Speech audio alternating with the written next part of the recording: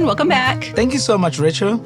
Well, thanks for coming back. You're wrapping up our series, the Sure. international series. We've had a few other visitors in. And I just wanted to hear about your foundation that you started, just the struggles, the things that you're helping with, and just some stories.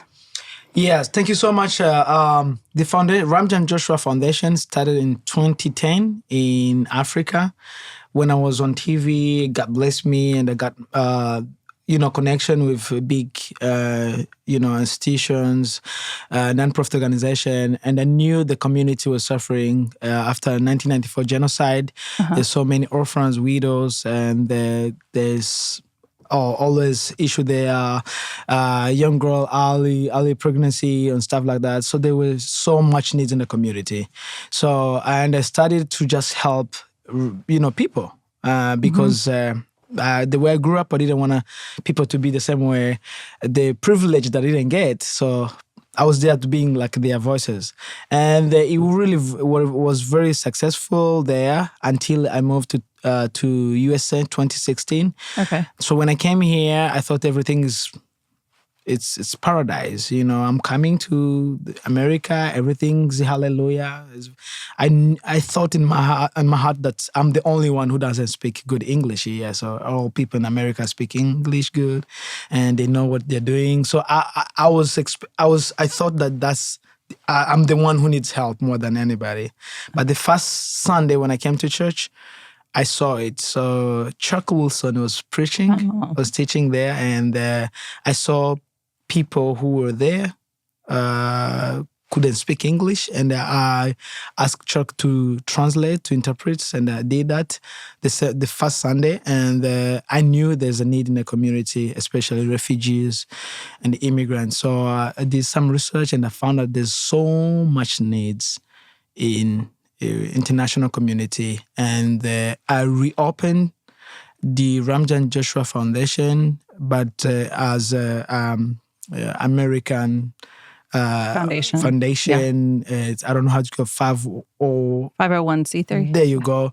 So and now we've been serving refugees all over the world. When I started, I thought, because I speak more than 5 languages. Oh, wow. So that is another gift that I wanted to use for translation, helping these refugees. And then it grew. The way it started, it was growing up, and I'm helping people from Middle East, Iran, Iraq, South America, Venezuela, Colombia, Ukraine, Russia. So it's growing, and it's tough, but it's going on. So we teach English.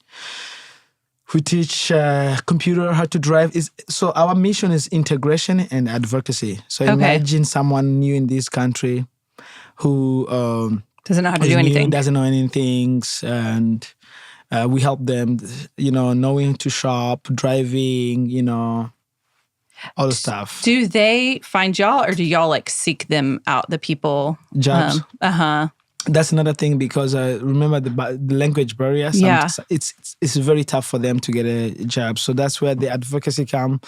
We help them to get a job, also to create the resume. Some of them, they don't know how to do that. Yeah. So we help them, and then so we make sure that we get a job that doesn't require much English. So we have others who speak English, but who don't have that confidence, or probably who have much education, but they need to practice the English and know how the system works here. So we have different category of people, but mostly job is one of the issue, because they come, they want to work, they're not lazy, and we are talking about legal refugee immigrants. So they have documents, they have all the things. So it's really crazy every day and night. Because refugees are coming to this country, and there's so much things to do. So, do they come to Westover and that's how they find your foundation, or are they finding it on the internet and then they contact, or someone contacts you? So the majority of the people that I serve, again, God was preparing me for this. They knew me on TV. So, remember Oh, the okay. foundation was even still Yeah. there. So they knew that I love helping people, I'm philanthropist. So they know that. So, and the few people, when I help them, so they tell others. So it was Okay. like the Samaritan woman, go tell them. So, and others, they, because we have a soccer group where we play soccer. So the Oh, that's young kids, fun. when they come, they play. So I ask them their needs and the home needs. And then that's how I found out what they needs. So now it's pretty easy because the church here, they come to church. I meet them some other places, the freedom celebration events, Oh, yeah. other resettlement agencies, they call me because now they know what we're doing. They call me and they connect me with new refugees. So I don't know how it's happening, but it's happening. At least every week, I would say every week, I'll have two to five new people. Oh, wow. Yeah. What's been the biggest struggle with the foundation so far? So we don't have enough resources. We have a lot of people, but we don't have enough resources. We have a lot of people. We don't have enough volunteers to help us. We have a lot of people who needs food, who needs all the basic things that the people needs. So, and we don't have those resources. We are praying. We're trying to partner with different people, and we are praying. But another thing also, this new government. So some of the refugee settlement agencies, the money was frozen. There's nothing right now. So which means we're going to have an issue that we had when Refugee Service of Texas closed. So now, like this week, I received over 10 people calling me, need rents. So because the money is frozen, they can't. So they were like, we're talking about people who've been here less than a year. So who need to be taken care by refugee services or those refugee settlement. And now there's no money because the money is frozen. So these people, they always run to us. So it's really tough and it's so exhausted. Yeah. What are ways, small ways, big ways that like Westover people can step in, I guess, and start helping or... Yeah, it will be, we are creating something that we've already started called Family Advocates. Okay. So what we do, it's the American family is advocating to a refugee or immigrant family. So it will be easier for me to know their needs so that we may advocate for needs. So we need those family advocates, American families who are willing to leave their comfort zone and then come and meet these people. Don't worry, I'm telling them, don't worry about the language. Thank God for technology. And we have translators, we have interpreters, no worry at all. So when we have the family advocate, it will be easier for them to advocate for those family whenever there's a needs. They say that they need food. So we know how much they need, and then we go to H-E-B in Walmart to get food for them. If they need, kids need a doctor's appointment, driving, getting new jobs. So, of course, we need resources. People can go to our website and then donate and do that. But I always believe, because I grew up in a life where I didn't have money, and I grew up in a world where I had money. But money is not the solution to everything. So we need people. And remember, these people, they've lost hope, trust from their countries. They're refugees, immigrant.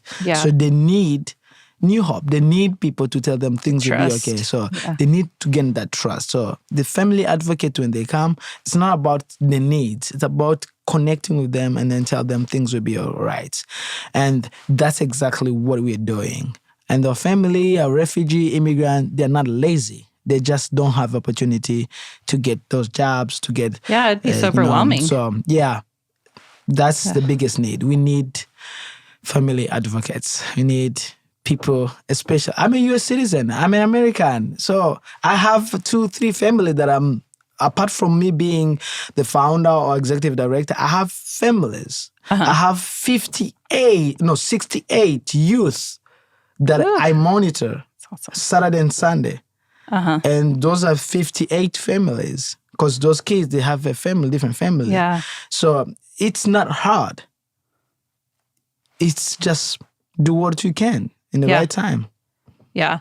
I could see, some people being like, oh, that's so much for my family. So like maybe it'd be encouraging to be like, okay, we'll get 2 or 3 American families together and advocate for that one family. That would be, I love that idea. Yeah. So that's really cool. There's so much needs going on. And it's just the only thing that I encourage my fellow Americans, just leave your comfort zone. Take 1 hour, 2 hours per week, and then check on them. You don't even need to go there sometimes. You need just to call them, say, how are you doing? Is everything okay? Check on them. And then it's doable. Some of our American family here, they will testify, they will tell you that on the first time it was really hard, but now they're enjoying it because you see helping someone to from this step to this step, you see, it's a great achievement especially for those refugees, but also for us who are helping them. We're so thankful that God gave us opportunity to do good things, because that's exactly what Jesus would do. I love that. The light in the world, be the salt and the light, be the solution to the problems. Yeah. Tell me one of the most encouraging stories that you've had through the Ramjaane Joshua Foundation. I have a lot. So let me tell you this. I took one of the my soccer players to Faidina. They did well. They graduated from high school, and I told them, let me motivate them. I took them to a restaurant, and then they told me this is the first time just they go. And in 4 or 5 years, it was the first time they go to a restaurant, sit and enjoy. And I had another story that a family told me that we never ate food and satisfied, but we are here, we are safe. We never sleep, sleeping in peace. Yeah. And now we are sleeping. We never dreamed to drive a car, but now we are driving. Oh. We never dreamed to have money, saving, do this, but we are doing this just because of this nation, because of the country, because of the people of this beautiful nation. So some American, we take it for granted until what is going on. But I'm telling you, we are doing much better. America, we should always pray for this nation to be a welcoming, a country of refuge for the people. And it's so many people have been free, including myself and my family. My wife was born in a refugee camp. My wife is a Congolese refugee from there. So she whenever we share stories, she's so thankful. Sometimes she shares things and say, wow, we are so blessed just because of people. So can you now see as an American family be in the journey of that joy into international families? If you help someone to get a job, if you celebrate birthday with their kids, they never celebrate birthday. So if you that's sweet to go home, help them do homeworks, if you visit them, say hello, let's go shopping, you contribute to the joy into that family. So, and it brings your family just as much joy as the thing. Yes. So, well, thank you so much for starting the foundation back up again. Thank you. So, bye. Bye.